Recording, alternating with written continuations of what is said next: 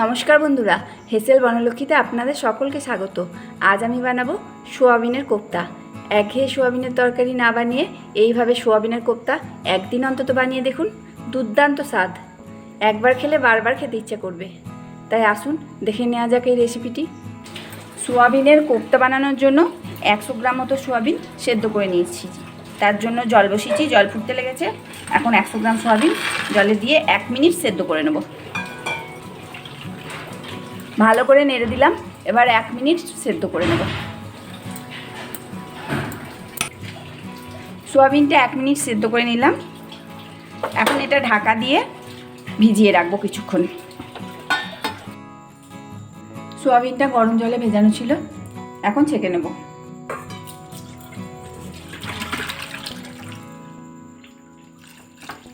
সোয়াবিনটা এবার এইভাবে চিপে চিপে 2-3 বার ভালো করে ধুয়ে নেব, তাতে সোয়াবিনের গন্ধটা অনেকটাই চলে যাবে।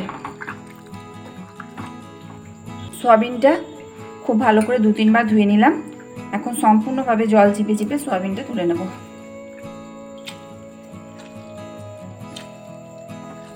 এমনি করে হাতে করে চিপে নিয়ে সম্পূর্ণ জলটা বার করে দিতে হবে।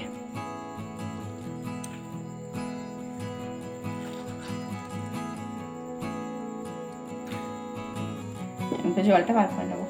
সোয়াবিনটা খুব ভালোভাবে জল চিপে নিলাম, কারণ জলটা থাকলে সোয়াবিন একটা বাজে গন্ধ বেরোয়। এখন এটা মিক্সিতে পেস্ট করব। আমি এটা মিক্সির বাটিতে নিয়ে নিচ্ছি। একবারে হবে না, দুবারে করতে হবে। একবারে মিহি করে পেস্ট করলাম না, ঠিক কিমার মতো পেস্ট করে নিলাম। একটু ছিবড়ে ছিবড়ে ধরনের পেস্টটা করলাম। পুরো সোয়াবিনটাই মিক্সিতে পেস্ট করে নিলাম। এখন কোপ্তার মধ্যে দেব সেদ্ধ করা আলু। দিচ্ছি 2 চামচ বেসন, দিচ্ছি লঙ্কা কুচি,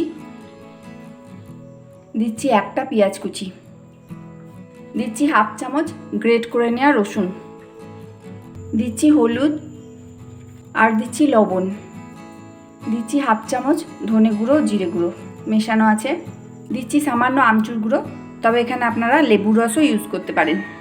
এবার এগুলো একসঙ্গে খুব ভালোভাবে মিশিয়ে নেব। এইভাবে কোপ্তা করে একবার খেয়ে দেখুন,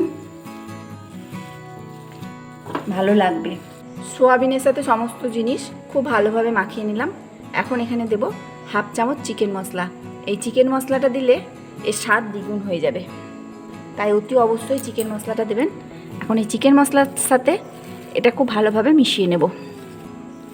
আর এইভাবে সোয়াবিনের কোপ্তা বানিয়ে দেখুন, চিকেন কোপ্তার মতো খেতে লাগবে। চিকেন মশলাটা খুব ভালোভাবে মিশিয়ে নিলাম। এখন একটা একটা করে কোপ্তাগুলো এইভাবে তৈরি করে নেব। আপনারা যে কোনো সাইজের বানাতে পারেন, তবে খুব বেশি বড় বানাতে যাবেন না, তাহলে ভিতরে আবার কাঁচা কাঁচা লাগবে। তবে আমি একটু ডিম্বাকৃতি শেপে কোপ্তাগুলো বানাচ্ছি, আপনারা যে কোনো শেপে বানাতে পারেন। এরকম করে কোপ্তাগুলো বানিয়ে নেব।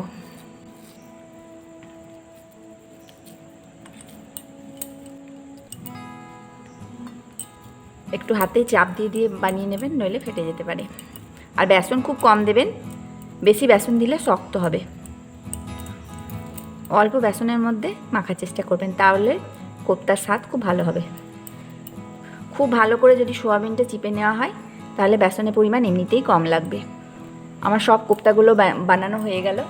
তেলটা গরম হয়ে গেছে, কোপ্তা ভাজার জন্য তেল বসিয়েছিলাম। এখন কোপ্তাগুলো এক এক করে ছেড়ে দিচ্ছি। খুব বেশি ছাড়তে যাবেন না, তাহলে ভেঙে যেতে পারে। আমি 5টা করে ভেজে নিচ্ছি। একটা সাইড ভাজা হলে অপর দিকটা উল্টে দেব।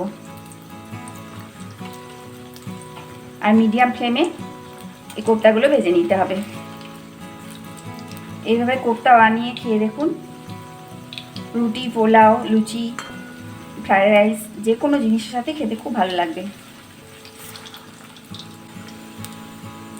কোপ্তাগুলো ব্রাউন করে ভেজে নিলাম, খুব সুন্দর ভাজা হয়ে গেছে। এখন এগুলো তুলে নিচ্ছি। এইভাবে ভাজা কোপ্তাগুলো খেতে পারেন। গরম গরম এই কোপ্তা ভাজা সস দিয়ে খেতে দারুণ লাগবে। চায়ের সাথে স্ন্যাক্স হিসাবে এরকম কোপ্তা বানিয়ে ভেজেও খেতে পারেন। এবার ওই তেলে বাকি কোপ্তাগুলো এক এক করে ভেজে নেব। এইভাবে সব কোপ্তাগুলোই ভাজা হয়ে গেল। এখন কোপ্তা ভাজার তেল কিছুটা কমিয়ে নিলাম, অতটা তেল লাগবে না তাই কমিয়ে নিলাম। দিচ্ছি একটা শুকনো লঙ্কা ফোড়ন, দিচ্ছি দারচিনি, দিচ্ছি 2টো লবঙ্গ, একটা ছোটো এলাচ। ফোড়নটা একটু ভেজে নিতে হবে, ওই 30 সেকেন্ড মতো ভেজে নিলাম। এবার এর মধ্যে দিচ্ছি 2টো পেঁয়াজ কুচি। এখন পেঁয়াজটা খুব ভালো করে ভেজে নিতে হবে। পেঁয়াজটা এরকম ব্রাউন করে কিছুটা ভেজে নেওয়ার পর দিচ্ছি 1 চামচ মতো গ্রেট করা রসুন।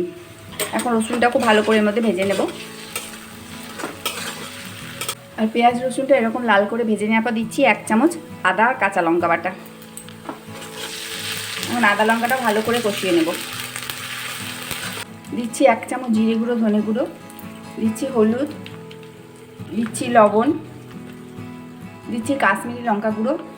কাশ্মীরি লঙ্কা গুঁড়োটা কালারের জন্য দিলাম, এটা নাও দিতে পারেন। এখন মশলাটা খুব ভালোভাবে কষিয়ে নেব। আর মশলা ভাজতে ভাজতে দিয়ে দেবো ছোট 1 চামচ বেসন, এতে কারিটা একটু পুরু হবে। অল্প একটু বেসন দিলাম। এখন বেসনটা খুব ভালোভাবে ভেজে নিতে হবে, নইলে কাঁচা বেসনের গন্ধ ছাড়বে। খুব ভালোভাবে বেসনটা ভাজা হয়ে গেলে দিয়ে দিচ্ছি টমেটো পেস্ট। এখানে আমি 2টো টমেটো পেস্ট করে নিয়েছি, দিয়ে দিলাম। এবার মশলাটা খুব ভালোভাবে কষিয়ে নেব। যতক্ষণ না তেল ছেড়ে আসে ততক্ষণ মশলাটা কষাতে হবে। মশলা কষতে কষতে দেবো 1 চামচ মতো চিনি। স্বাদের জন্য চিনিটা দিলে বেশ ভালোই লাগে। সব শেষে আর একটু কাসুরি মেথি দিয়ে মশলাটা কষিয়ে নেব। কাসুরি মেথি দিলে কোপ্তার সেন্ট বেশ ভালো হয়, তবে হাতে একটু ক্র্যাশ করে দেবেন। তবে কোপ্তা বানিয়ে খেয়ে দেখুন, সকলকে খাওয়ান, দেখবেন খুব ভালো লাগবে আর বাড়ির সকলের পছন্দ হবে। মশলাটা খুব ভালোভাবে কষা হয়ে গেল, দেখুন কেমন তেল ছেড়ে এসেছে, সমস্ত তেল ছেড়ে গেছে। এখন আমি এর মধ্যে দিচ্ছি জল। এবার এটা একটু ফুটতে দেওয়ার অপেক্ষা করতে হবে। কারিটা ফুটতে শুরু করেছে, 1 মিনিট ফুটিয়ে নিলাম। এখন সোয়াবিনের কোপ্তাগুলো এক এক করে ছেড়ে দিচ্ছি। রেসিপিটা যদি আপনাদের ভালো লাগে তাহলে প্লিজ লাইক, শেয়ার এবং কমেন্ট করুন। আর আমার পাশে থাকার জন্য চ্যানেলটিকে অবশ্যই সাবস্ক্রাইব করবেন। আর পাশে থাকা বেল আইকন প্রেস করুন যাতে আমার নতুন নতুন ভিডিও আপনাদের কাছে আগে পৌঁছায়। এখন কোপ্তাগুলো আর 1 মিনিট ফুটাবো, বেশি ফুটাবো না। এখন দিচ্ছি 1 চামচ মতো ঘি আর দিচ্ছি অল্প শাহি গরম মশলা। বেশি দেওয়ার দরকার নেই, একটু দিলেই হবে। আমার কোপ্তা রান্না করা হয়ে গেল।